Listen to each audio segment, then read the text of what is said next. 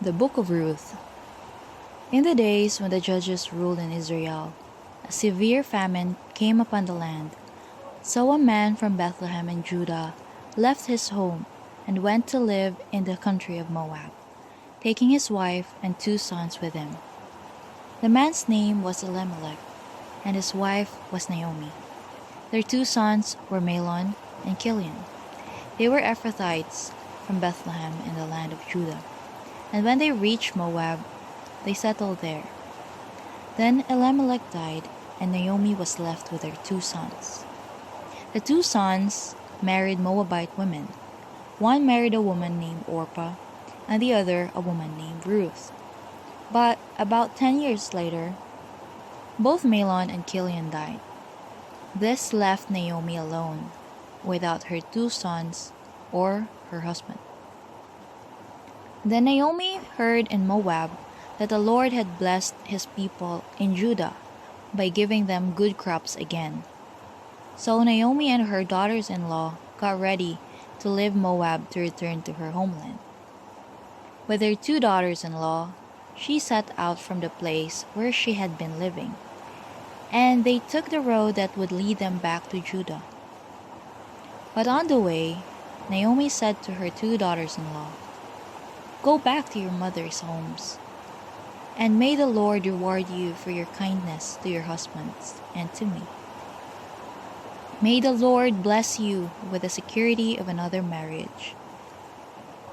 Then she kissed them goodbye, and they all broke down and wept. "No," they said, "we want to go with you to your people." But Naomi replied, "Why should you go on with me? Can I still give birth to other sons who could grow up to be your husbands? No, my daughters, return to your parents' homes, for I am too old to marry again. And even if it were possible, and I were to get married tonight and bear sons, then what? Would you wait for them to grow up and refuse to marry someone else? No, of course not, my daughters.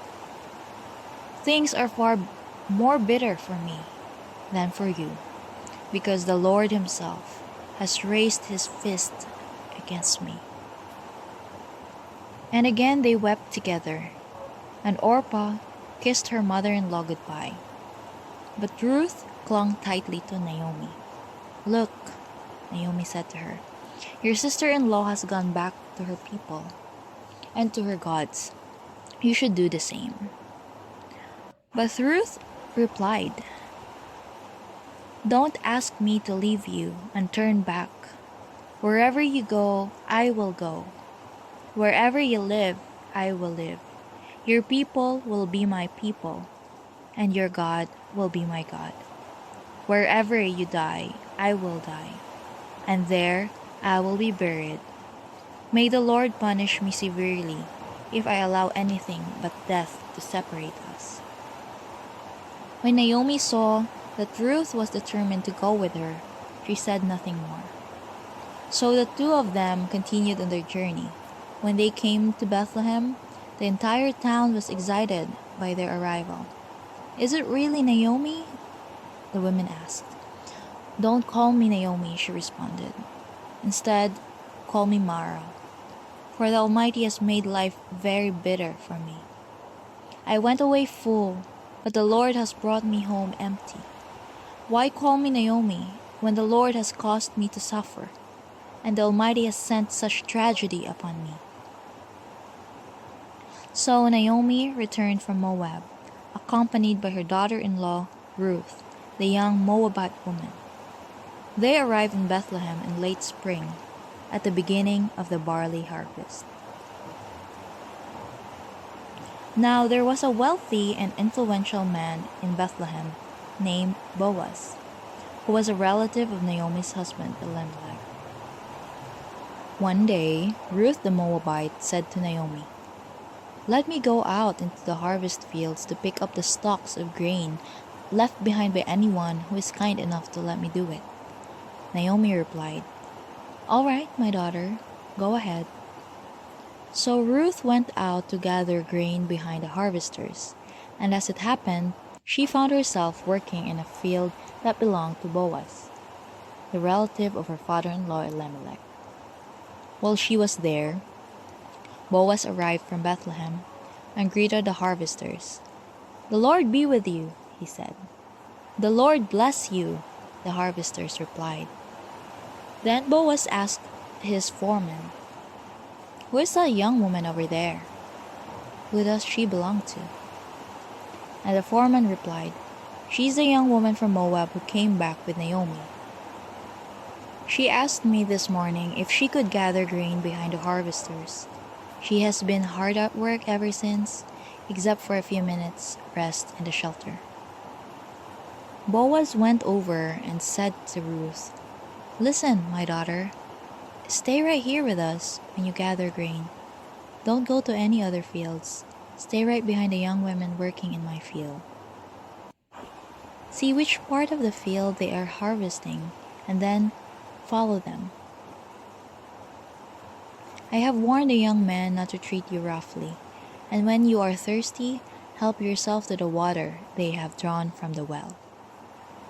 Ruth fell at his feet and thanked him warmly. "What have I done to deserve such kindness?" she asked.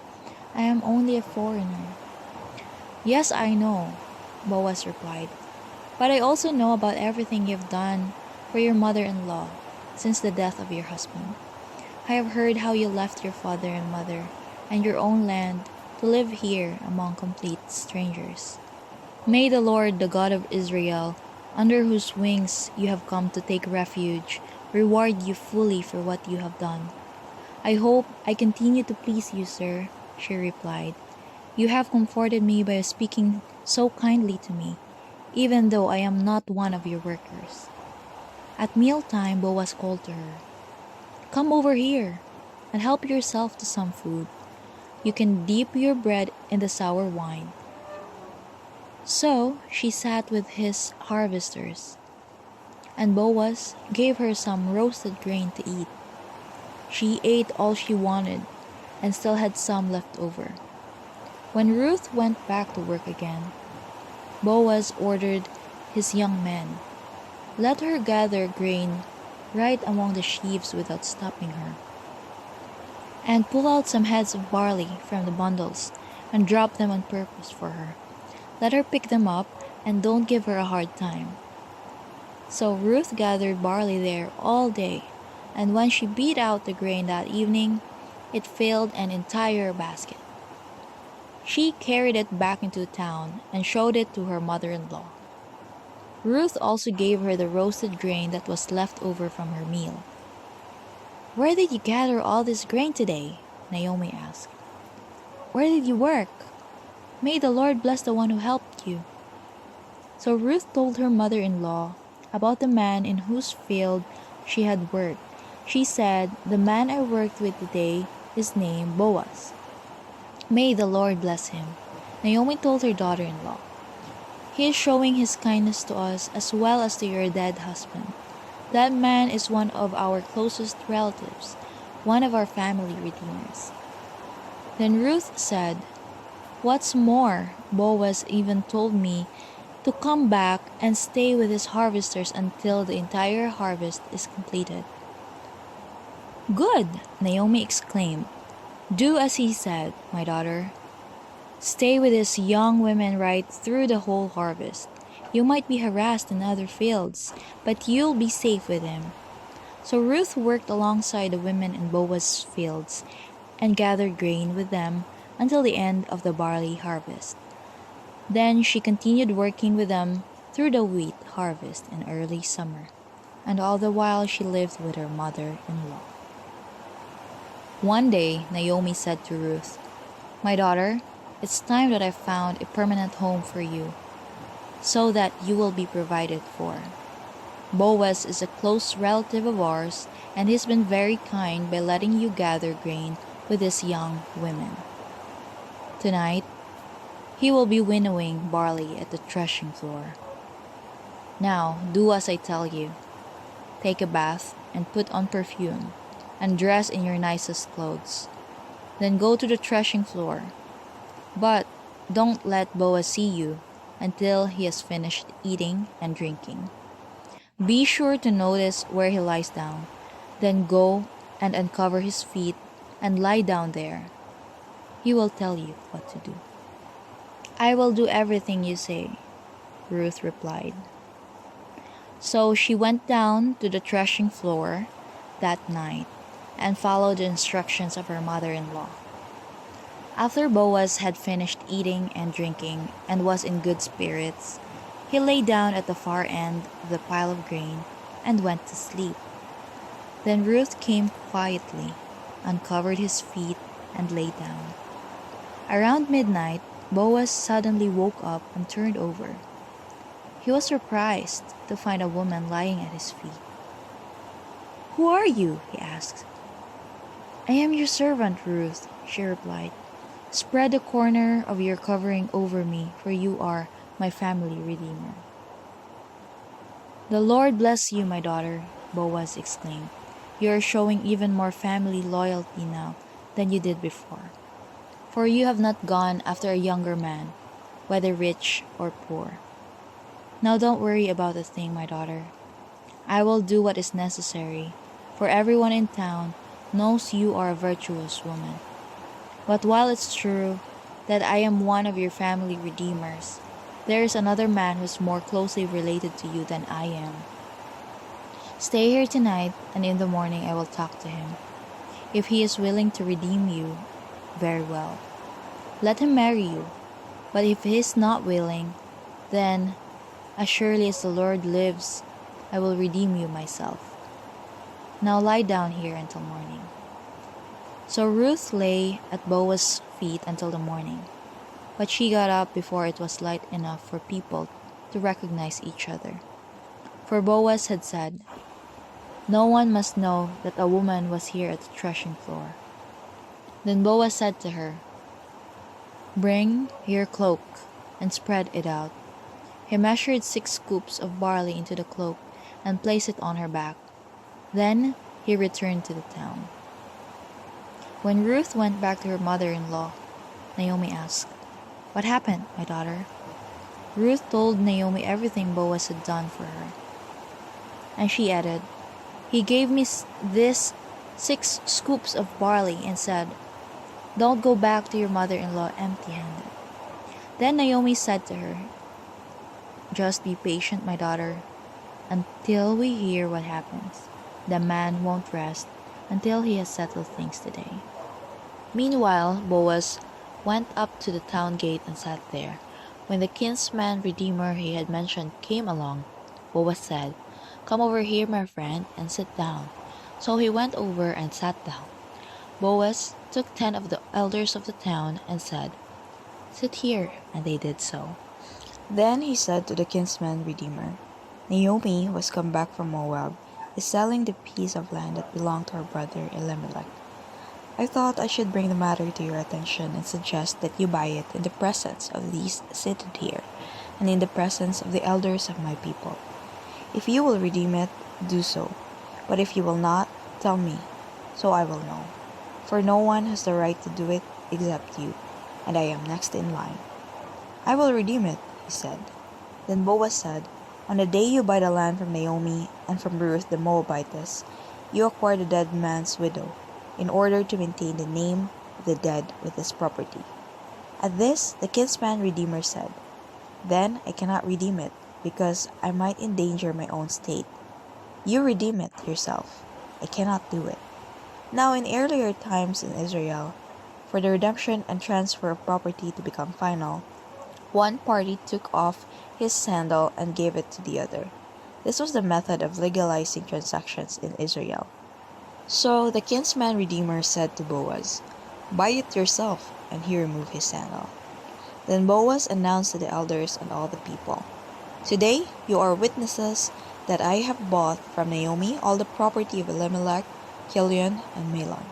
I have also acquired Ruth the Moabitess, Mahlon's widow, as my wife, in order to maintain the name of the dead and his property, so that his name will not disappear from among his family or from the town records. Today you are witnesses." Then the elders and all those at the gate said, "We are witnesses." May the Lord make the woman who's coming into your home like Rachel and Leah, who together built up the house of Israel. May you have standing in Ephrathah and be famous in Bethlehem. Through the offspring the Lord gives you by this young woman, may your family be like that of Perez, whom Tamar bore to Judah. So Boaz took Ruth, and she became his wife. Then he went to her, and the Lord enabled her to conceive, and she gave birth to a son. The women said to Naomi, Praise be to the Lord, who this day has not left you without a kinsman redeemer. May he become famous throughout Israel. He will renew your life and sustain you in your old age. For your daughter-in-law, who loves you and who is better to you than 7 sons, has given him birth. Then Naomi took the child, laid him in her lap, and cared for him. The women living there said, Naomi has a son, and they named him Obed. He was the father of Jesse, the father of David. This, then, is the family line of Perez. Perez was the father of Hezron, Hezron the father of Ram, Ram the father of Aminadab, Aminadab the father of Nahshon, Nahshon the father of Salmon, Salmon the father of Boaz, Boaz the father of Obed, Obed the father of Jesse, and Jesse the father of David.